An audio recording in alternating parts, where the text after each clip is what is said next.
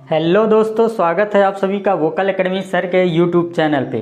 साथियों, आज लाइट का नेक्स्ट दूसरा टॉपिक है। तो लाइट में इसके पहले हमने पढ़ा चुका है, एक वीडियो बना चुके हैं जिसमें हमने समतल दर्पण के बारे में डिटेल बात की है। समतल दर्पण से जितने भी क्वेश्चन बनते हैं उसको डिटेल बात की है।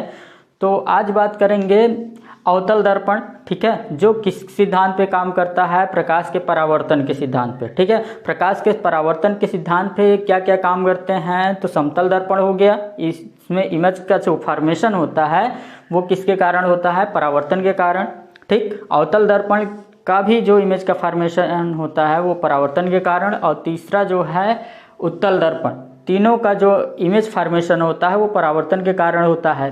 और जो परावर्तन के सिद्धांत पे है वो पेरिस्कोप है, जिसका हमने पिछली वीडियो में उससे बात कर चुके हैं और समतल दर्पण के बारे में डिटेल बात कर ली है, ठीक है।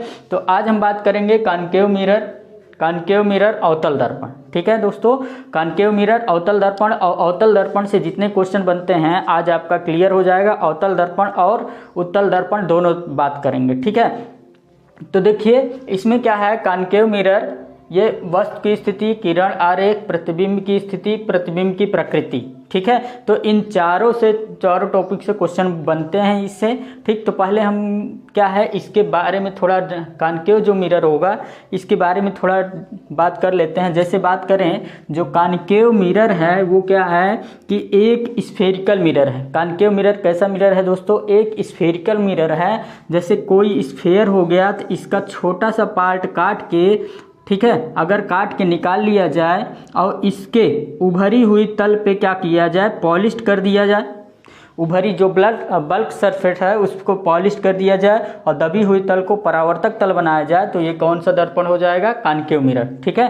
कॉनकेव मिरर होगा, ठीक। और इसमें अगर हम दबी हुई तल पे क्या कर दें? पॉलिश कर दें, कलई कर दें, दबी हुई तल पे कलई कर दें और उभरी हुई तल को परावर्तक तल बनाया जाए, तो वो क्या होगा दोस्तों? वो क्या होगा? Convex mirror. वो क्या होगा दोस्तों? कॉन्वेक्स मिरर, ठीक है। और इसके कुछ क्या है पॉइंट, जैसे कुछ टर्मिनोलॉजी है कॉनकेव मिरर से रिलेटेड, तो उसके बारे में बात कर लेते हैं। जैसे क्या है कि इसकी वक्रता त्रिज्या क्या होती है दोस्तों? वक्रता त्रिज्या क्या होती है? फोकस दूरी क्या होती है?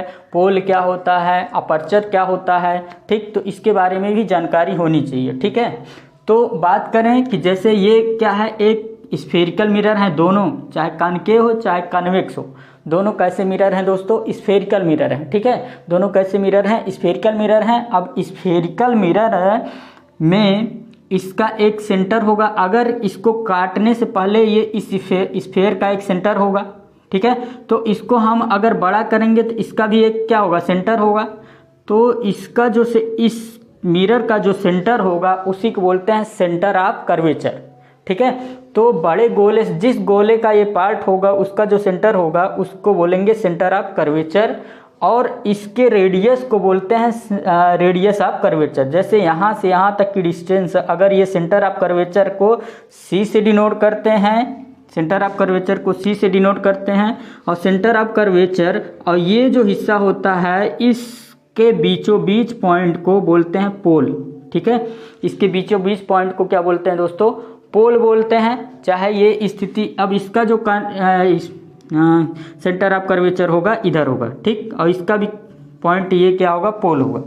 और पोल और सेंटर ऑफ कर्वेचर से होकर जाने वाली रेखा को बोलते हैं, पोल और सेंटर ऑफ कर्वेचर से होकर जाने वाली रेखा को बोलते हैं मुख्य प्रिंसिपल एक्सिस। क्या बोलते हैं दोस्तों? प्रिंसिपल एक्सिस, ठीक है, प्रिंसिपल एक्सिस, ठीक।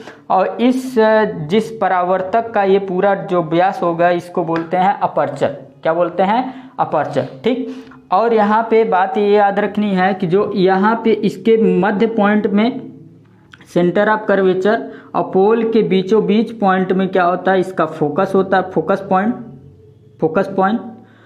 और पोल और फोकस पॉइंट के बीच की जो डिस्टेंस होती है उसको बोलते हैं फोकल दूरी। क्या बोलते हैं? फोकल दूरी, स्मॉल एफ से डिनोट करते हैं। जबकि सेंटर ऑफ कर्वेचर और पोल के बीच की जो दूरी होती है उसको बोलते हैं रेडियस ऑफ कर्वेचर। क्या बोलते हैं दोस्तों? रेडियस ऑफ कर्वेचर, ठीक है, रेडियस ऑफ कर्वेचर बोलते हैं। ठीक, तो इतने क्या है कुछ पॉइंट थे। अब जैसे देखिए फोकस दूरी जो होती है वो रेडियस ऑफ कर्वेचर की क्या होती है दोस्तों, आधी होती। रेडियस ऑफ कर्वेचर की क्या होती है, आधी होती है। जैसे किसी की रेडियस ऑफ कर्वेचर 10 है तो उसकी फोकस दूरी कितनी होगी, 5 सेंटीमीटर। उसकी फोकस दूरी कितनी होगी दोस्तों, 5 सेंटीमीटर। ठीक है, तो ये क्या थे, कुछ टर्मिनोलॉजी थे। अब देखिए इसमें इमेज कैसे फॉर्म होता है, इमेज का फॉर्मेशन कैसे होता है। कुल 6 स्थिति बनती हैं इमेज फॉर्म होने की। किसमें, कॉनकेव मिरर में। ठीक है, अब देखिए पहली बात तो इमेज फॉर्मेशन 3 कंडीशनों में बनता है। जब परावर्तित किरणें आपस में जहाँ पे टकराती हैं, मिरर से टकराने के पश्चात 2 परावर्तित किरणें आपस में जहाँ पे इंटरसेक्ट करती हैं, कट करती हैं, वहीं पे इमेज क्या होता है, फॉर्म होता है। ठीक है, तो बात करें कॉनकेव मिरर में। जैसे देखिए ये क्या है कि अगर 3 कंडीशन याद रखना है। अगर ये क्या है, प्रिंसिपल एक्सिस के पैरेलल कोई किरण जाती है तो रिफ्लेक्ट होने के पश्चात वो होकर जाती है फोकस से। कहाँ पे होकर जाती है दोस्तों, फोकस से होकर जाती है। दूसरी पॉइंट याद रखना है कि अगर प्रिंसिपल एक्सिस से फोकस से होकर जाएगी कोई किरण, फोकस से होकर जाएगी तो रिफ्लेक्ट होने के बाद प्रिंसिपल एक्सिस की क्या होती है, ये प्रिंसिपल एक्सिस है, प्रिंसिपल एक्सिस क्या हो गई, पैरेलल हो गई। पहली बात, प्रिंसिपल एक्सिस के कोई किरण आई तो टकराने के पश्चात फोकस से जाएगी। दूसरी बात, फोकस से होकर आई, टकराने के पश्चात प्रिंसिपल एक्सिस के पैरेलल हो जाएगी। ठीक, और तीसरी बात याद रखनी है कि अगर सेंटर ऑफ कर्वेचर से होकर जाएगी तो वो उसी मीडियम में वापस ऐसे ही उसी माध्यम से क्या होगी, उसी रास्ते से परावर्तित हो जाएगी। ठीक है, इन्हीं तीनों कंडीशन से क्या होता है, इमेज फॉर्म होता है किसमें, कॉनकेव मिरर में। ठीक, तो इन्हीं तीनों को याद रखना है। चलिए फिर इमेज बनाते हैं इसका। तो पहली बात क्या याद रखना है, वस्तु की स्थिति अगर क्या हो, इन्फिनिटी पे। वस्तु की स्थिति अगर वस्तु अवतल दर्पण के सामने इन्फिनिटी पे रखी गई है। ठीक है, देखिए इसको एक और नाम से जानते हैं, किसको, कॉनकेव मिरर को। कॉनकेव मिरर को एक और नाम से जानते हैं, वो है क्या, ये इसको बोलते हैं अभिसारी, कन्वर्जिंग मिरर। ठीक, क्योंकि कोई भी किरण आती है इसके पैरेलल तो ये क्या करता है, उसको कन्वर्ज कर देता है किसी पॉइंट पे। ठीक है, कन्वर्ज कर देता है, इसीलिए इसको कॉनकेव मिरर को एक और नाम से जानते हैं जिसको बोलते हैं कन्वर्जिंग मिरर। क्या बोलते हैं दोस्तों, कन्वर्जिंग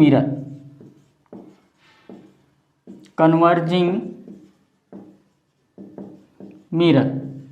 ठीक है, कन्वर्जिंग मिरर या फिर अभिसारी दर्पण। क्या बोलते हैं, अभिसारी दर्पण या फिर कन्वर्जिंग मिरर। तो याद रखना है, कन्वर्जिंग मिरर या अभिसारी मिरर किसे कहा जाता है, तो कन्वर्जिंग मिरर या अभिसारी मिरर कहा जाता है कॉनकेव मिरर को। किसको, अवतल दर्पण। ठीक है, अगर वस्तु की स्थिति कहाँ पे, अनंत पे हो, तो अगर अनंत पे वस्तु रखी है, ये क्या हो गया, अवतल दर्पण। इसका प्रिंसिपल एक्सिस P, ये हो गया सेंटर ऑफ कर्वेचर, इसका हो गया F। ठीक है, अगर अनंत पे कोई वस्तु, बहुत बड़ी वस्तु रखी है तो अनंत से जो भी किरणें आएंगी वो क्या होंगी, प्रिंसिपल एक्सिस के पैरेलल आएंगी। ठीक है, प्रिंसिपल एक्सिस के पैरेलल आएंगी। तो इमेज फॉर्म होने के लिए मिनिमम क्या है, 2 किरणें चाहिए। ठीक है, 2 किरणें चाहिए।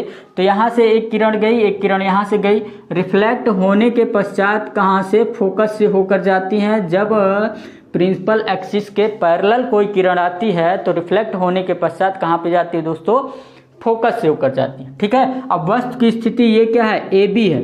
वस्तु की स्थिति क्या है दोस्तों, AB है। अब वस्तु अगर सीधी रखी है तो इसका प्रतिबिंब कहाँ पे बना, फोकस पे। जहाँ पे परावर्तित किरणें, रिफ्लेक्टेड रे आपस में इंटरसेक्ट करती हैं, वहीं पे इमेज फॉर्म होगा। तो दोनों परावर्तित किरणें कहाँ पे इंटरसेक्ट कर रहे हैं, F पे, तो इमेज कहाँ बनेगा, F पे। ठीक है, तो प्रतिबिंब की स्थिति कहाँ बनेगी, फोकस पर। कहाँ पे, फोकस पर, F पर। ठीक, फोकस पे, कैपिटल F। प्रतिबिंब की स्थिति कहाँ बनेगी दोस्तों, F पर। और कैसा प्रतिबिंब बनेगा, ये यहाँ पे देखिए किरणें एक्चुअल में यहाँ पे मिल रही हैं तो वास्तविक प्रतिबिंब बनेगा।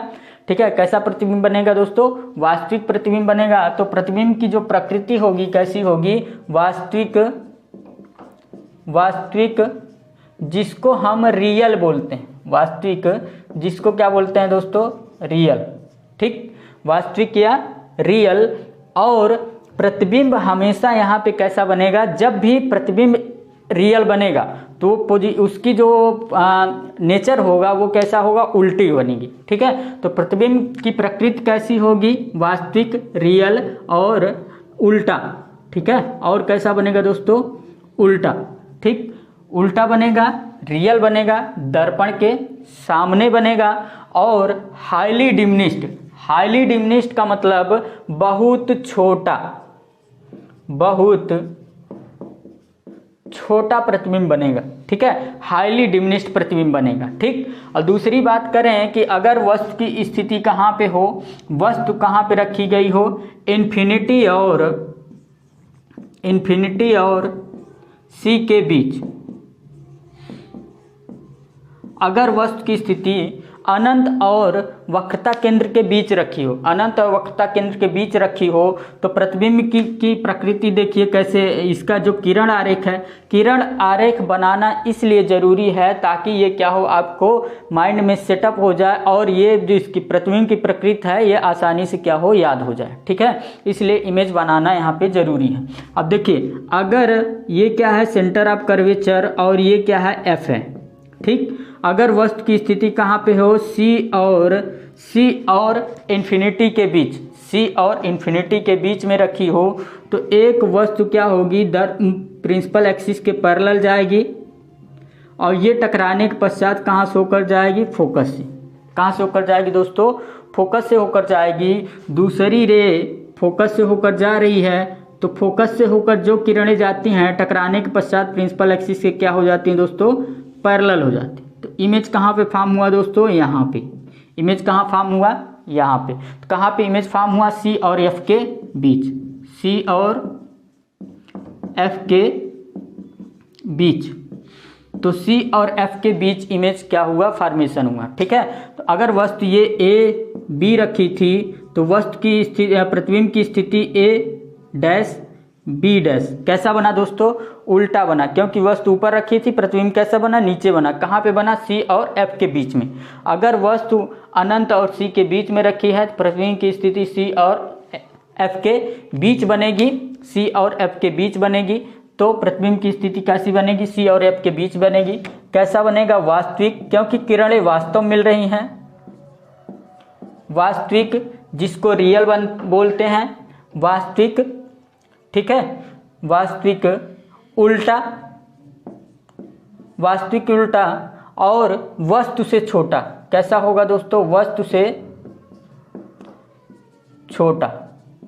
ठीक, तो तीन बातें याद रखनी है। अगर क्या है कि वस्तु कहाँ पे रखी हो? इन्फिनिटी और सी के बीच में रखी हो, तो प्रतिबिंब कहाँ बनेगा? सी और एफ के बीच में। सी और एफ के बीच में प्रतिबिंब का जो नेचर होगा कैसा होगा? वास्तविक बनेगा। ठीक है, उल्टा बनेगा, वस्तु से छोटा बनेगा। वस्तु से छोटा, उल्टा और कैसा बनेगा? वास्तविक बनेगा। ठीक है, और तीसरी कंडीशन, हम जैसे जैसे दर्पण के करीब जा रहे हैं प्रतिबिंब की स्थिति देखिए दूर होता जा रहा है। ठीक है, जैसे जैसे दर्पण के दूर जाएंगे, दर्पण के पास जाएंगे, वैसे प्रतिबिंब की स्थिति क्या होती जा रही है दोस्तों? दूर होती जा रही है। अब देखिए, इन्फिनिटी और सी के बीच में रखा था तो सी और एफ के बीच में बना प्रतिबिंब। अब वस्तु को अगर हम सी पर रख दें, वस्तु कहाँ पर रखी गई है दोस्तों? सी पर। ठीक है, वस्तु कहाँ पर रखी गई है? ये क्या है? पोल है एफ, ये सी। अगर वस्तु को कहाँ पे रख दें? सी पर। ठीक, सी पर रखें तो पैरेलल होकर जाने वाली किरणें ये क्या होती है कि एफ से होकर जाती है। कहाँ से होकर जाती है दोस्तों? एफ से। दूसरी एफ से होकर जाने वाली किरणें कहाँ जाएंगी? प्रिंसिपल एक्सिस के पैरेलल होकर जाएंगी। ठीक, और दोनों कहाँ पे कट कर रही हैं? ये सी के जस्ट नीचे। ठीक है, ये सी है। अगर वस्तु ए बी ऊपर रखा गया है तो प्रतिबिंब कैसा बनेगा? ए डैश बी डैश। ठीक, तो प्रतिबिंब कहाँ बना? सी पर। ठीक है, तो प्रतिबिंब की स्थिति कहाँ पे बनी दोस्तों? सी पर। अगर वस्तु कहाँ पे रखी हो सी पर, वस्तु अवतल दर्पण के सामने, कॉनकेव मिरर के सामने कहाँ पे रखा हो, सी पर रखा गया हो, तो प्रतिबिंब कहाँ पे बनेगा, सी पर बनेगा। ठीक है, प्रतिबिंब की स्थिति कहाँ बनेगी दोस्तों, सी पर बनेगी। कैसा बनेगा, यहाँ पे वास्तविक बनेगा। ठीक है, कैसा बनेगा दोस्तों, वास्तविक, वास्तविक उल्टा और वस्तु के बराबर, वस्तु के बराबर। ठीक, अगर वस्तु को सी पर रखते हैं, अवतल दर्पण के सामने वस्तु को सी पर रखते हैं, तो प्रतिबिंब की स्थिति कैसी बनेगी दोस्तों, वास्तविक बनेगी, उल्टा बनेगा और वस्तु के क्या बनेगा दोस्तों, बराबर बनेगा। ठीक है, नेक्स्ट चलते हैं कि अब सी से आगे ले जाएंगे, सी और एफ के बीच में, सी और एफ के बीच। ठीक, वस्तु को कहाँ पे रखेंगे दोस्तों, सी और एफ के बीच में। ठीक है, सी और एफ के बीच में रखेंगे, ये P है, F, ये C। अगर वस्तु को यहाँ पे रखें, ये A है, ये B, तो एक प्रिंसिपल एक्सिस के पैरेलल जाएगी। ठीक, ये होकर जाएगी F से, दूसरी रे F से होकर जाएगी, टकराने के पश्चात प्रिंसिपल एक्सिस क्या होगी, पैरेलल हो जाएगी। तो प्रतिबिंब कहाँ पे बनेगा, यहाँ पे। यहाँ पे क्योंकि रिफ्लेक्टेड किरणें यहाँ पे इंटरसेक्ट करें, तो प्रतिबिंब कहाँ बनेगा, यहाँ पे। ठीक है, तो अगर C और F के बीच में वस्तु रखा है, C और F के बीच में रखा है, तो प्रतिबिंब की स्थिति कहाँ पे बनी दोस्तों, C से इन्फिनिटी और C के बीच, इन्फिनिटी और C के बीच, इन्फिनिटी और C के बीच में क्या बनेगा, वस्तु का प्रतिबिंब बनेगा। कैसा बनेगा, यहाँ भी है, वास्तव मिल रही हैं, तो वास्तविक बनेगा, वास्तविक। अब देखिए यहाँ पे वस्तु के बराबर, अब वस्तु से क्या बनेगा, बड़ा बनेगा, वस्तु से बड़ा, वास्तविक वस्तु से बड़ा और उल्टा। ठीक है, कैसा बना दोस्तों, वास्तविक, वास्तविक वस्तु से बड़ा और उल्टा बना। ठीक, प्रतिबिंब कैसा बना, वास्तविक वस्तु से बड़ा और उल्टा बना। ठीक है, अब देखिए, अब ले जाएंगे F पर। अगर वस्तु कहाँ पे रखी है, F पर, वस्तु कहाँ पे रखी है दोस्तों, F पर, तो अगर वस्तु को F पे रखते, ये क्या P है हमारा, ये क्या है F है, ये क्या है C। ठीक है, अगर वस्तु को कहाँ पे रख दे रहे हैं, F पर, एक किरण पैरेलल जाएगी, टकराने के पश्चात फोकस से होकर जाएगी। दूसरी किरण क्या होगी दोस्तों, ये देखिए, ये क्या करती है कि दूसरी किरण C से होकर जाते हुए प्रति, ठीक है, ये C से होकर जाते हुए दिख रही है, तो टकराने के पश्चात इसी C से होकर क्या होगी, पीछे निकल जाएगी। अब दोनों किरणें क्या होती हैं, पैरेलल निकलती हैं, तो ये आपस में कहीं नहीं इंटरसेक्ट करती, तो कहीं नहीं इंटरसेक्ट करती, तो इनको मान लिया गया है कि ये जाकर इन्फिनिटी पे कहीं पे इंटरसेक्ट करेंगी। तो पैरेलल किरणें एक दूसरे कहीं नहीं इंटरसेक्ट करती, लेकिन इनको मान लिया गया है कि ये जाकर कहीं इन्फिनिटी पे इंटरसेक्ट करेंगी, इसलिए प्रतिबिंब कहाँ पे बनेगा, अनंत पर बनेगा। प्रतिबिंब कहाँ पर बनेगा, अनंत पे। ठीक, अगर वस्तु कहाँ पे रखा हो, F पर, पहली कंडीशन थी इन्फिनिटी पे रखा था, तो F पर बना प्रतिबिंब। दूसरी कंडीशन थी कि यहाँ पे इन्फिनिटी और C के बीच में रखा गया, तो प्रतिबिंब C और F के बीच बना। तीसरा C पर रखा, C पर बना। चौथा C और F के बीच में रखा, C और F के बीच में रखा, तो इन्फिनिटी और C के बीच बना। ठीक, पांचवा जो कंडीशन है, F पर रखते हैं, तो F पे रखते हैं, ये इसका फिगर है। ठीक, ये इसका, ये इसका, ये अगर F पे रखते हैं तो प्रतिबिंब कहाँ पे बनता है, प्रतिबिंब की स्थिति कहाँ होती है दोस्तों, इन्फिनिटी। प्रतिबिंब की स्थिति कहाँ पे होगी, इन्फिनिटी पे होगी। कैसा बनेगा, उल्टा बनेगा, वास्तविक बनेगा। वास्तविक वस्तु से बड़ा, वस्तु से बड़ा, उल्टा। कैसा बनेगा दोस्तों, वास्तविक बनेगा, वस्तु से बड़ा बनेगा और उल्टा बनेगा। अगर वस्तु कहाँ पे रखी गई हो, F पे रखी गई हो, तो प्रतिबिंब की स्थिति वास्तविक बनेगा, वस्तु से बड़ा बनेगा और कैसा बनेगा दोस्तों, उल्टा बनेगा। ठीक है, ये 5 कंडीशन है। ठीक, इसको याद रखना है। इसके बाद क्या है, छठी जो कंडीशन है, जो छठी कंडीशन है वो क्या है,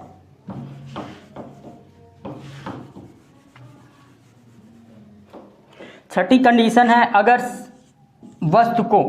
वस्तु को हम कहाँ पे रखें, F और P के बीच में, F और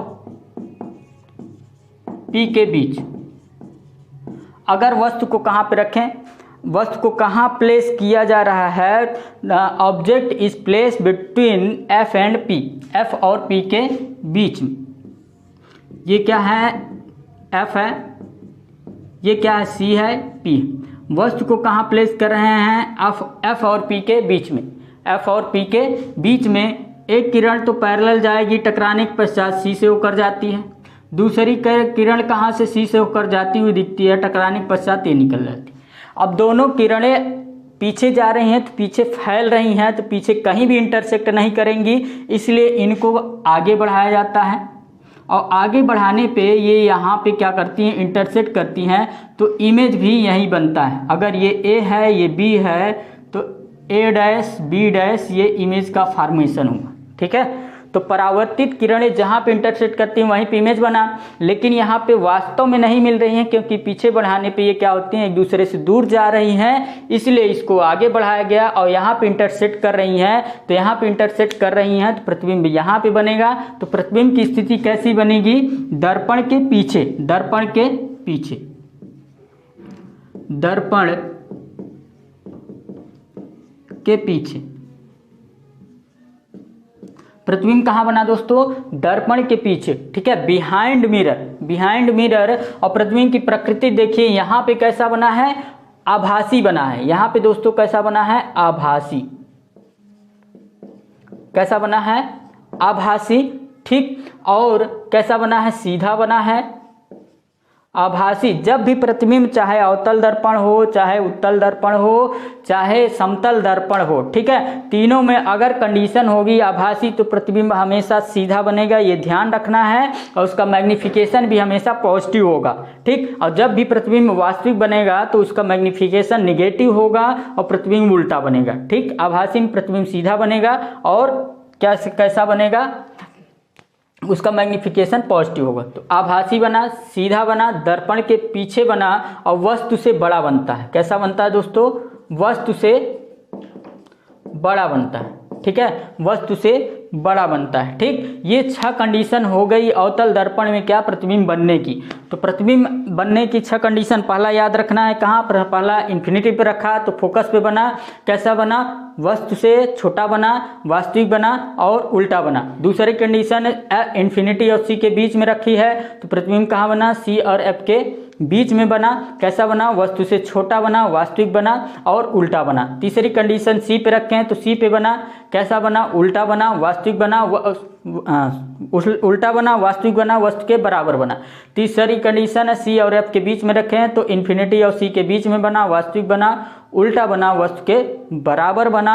चौथी कंडीशन F पे इन्फिनिटी बना, वस्तु से बहुत बड़ा बना और कैसा बना, वास्तविक बना। लास्ट कंडीशन कैसी थी, F और P के बीच में रखें तो दर्पण क्या, आभासी, सीधा और बहुत बड़ा बना। ठीक, एक ही कंडीशन में सीधा बनता है, बाकी 5 कंडीशन में उल्टा बनता है। ठीक है, तो ये याद रखना। ठीक, तो इतने पॉइंट ऑफ व्यू से इसका क्या है, इमेज फॉर्मेशन होता है। अब देखिए इसका यूज कहाँ पे करते हैं, क्योंकि ये क्या है, कन्वर्जिंग मिरर है। क्या है दोस्तों, ये कन्वर्जिंग मिरर है। अब देखिए इसका यूज हम बताते हैं कहाँ पे होता है। तो ये 6 कंडीशन याद रखना है। इसका देखिए यूज कहाँ पे करते हैं, तो इसका यूज पहला, इसका जो यूज करते हैं दाढ़ी बनाने वाले शीशे में, जो नाई लोग यूज करते हैं, जो दाढ़ी बनाने वाला शीशा होता है वो कौन सा मिरर होता है, तो अवतल दर्पण। और किस लिए करते हैं, क्योंकि शीशा क्या होता है, बड़ा होता है, उसका रेडियस ऑफ कर्वेचर भी बड़ा होगा, सेंटर ऑफ कर्वेचर भी दूर होगा। ठीक, पोल से दूर होगा। तो हम जब भी वहाँ खड़े होंगे तो F और P के बीच में खड़े होंगे, और F और P के बीच जब खड़े होते हैं तो प्रतिबिंब कैसा बनता है, सीधा बनता है, वस्तु से बड़ा बनता है। तो उस समय दाढ़ी क्या साफ साफ दिखे, इसलिए वहाँ पे यूज करते हैं कॉनकेव मिरर। ठीक, तो दाढ़ी बनाने वाले शीशे में, ठीक, जिसको हजामत मिरर भी बोलते हैं, हजामत मिरर, दाढ़ी बनाने वाला शीशा। दूसरा इसका जो यूज करते हैं टार्च, हेडलाइट,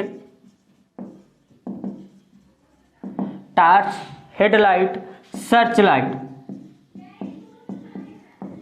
लाइट। देखिए टार्च में क्या इसका फिनोमिना है, तो अगर हम क्या करें, ये टार्च मान लें, ठीक है, और ये क्या टार्च मान लें।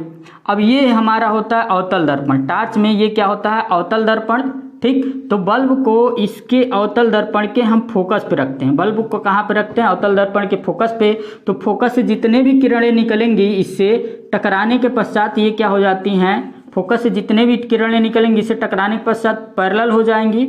इसलिए इसका हेडलाइट में, गाड़ी के हेडलाइट में, टार्च में और सर्च लाइट में यूज करते हैं, ताकि फोकस जो हो दूर तक जाए, ताकि फोकस दूर तक हो जाए, ठीक है।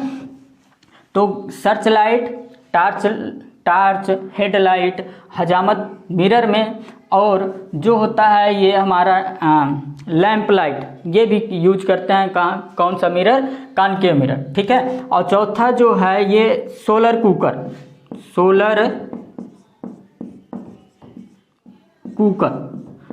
कुकर में क्या कंडीशन है, जैसे ये हमारा भोजन पकाना, ये क्या करता है, किरणों कन्वर्जिंग मिरर है, क्योंकि जितने भी सूर्य से किरणें आती हैं, पैरेलल आती हैं, उनको कन्वर्ज करके एक जगह इकट्ठा किया जाता है, ताकि वहाँ पे हीट ज़्यादा जनरेट हो। ज़्यादा जनरेट होगी तो वही हीट यूज करते हैं भोजन को पकाने में। तो सोलर कुकर में भी किसका यूज होता है, कॉनकेव मिरर का, ठीक है। सोलर कुकर में भी किसका यूज होता है दोस्तों, कॉनकेव मिरर का, टार्च, हेडलाइट और सर्च लाइट, हजामत मिरर, दाढ़ी बनाने वाले शीशे। और पांचवा जो है आँख, कान,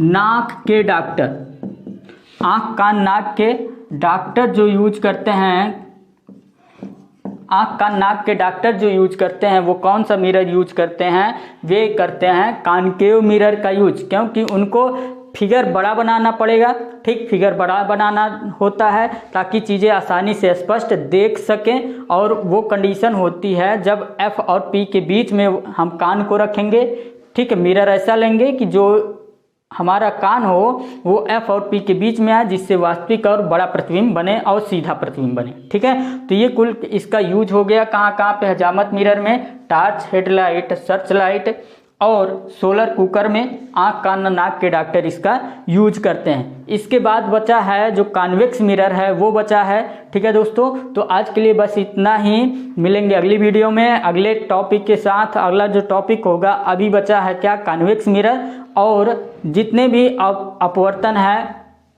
वो बचा है, अपवर्तन टॉपिक, और भी टॉपिक हैं, इंद्रधनुष है, कई चीज़ें हैं। तो अभी ये क्या है, लंबा टॉपिक है, इससे बहुत सारे क्वेश्चन बनते हैं। तो अगर वीडियो अच्छी लगी हो तो लाइक, शेयर और सब्सक्राइब करें। धन्यवाद।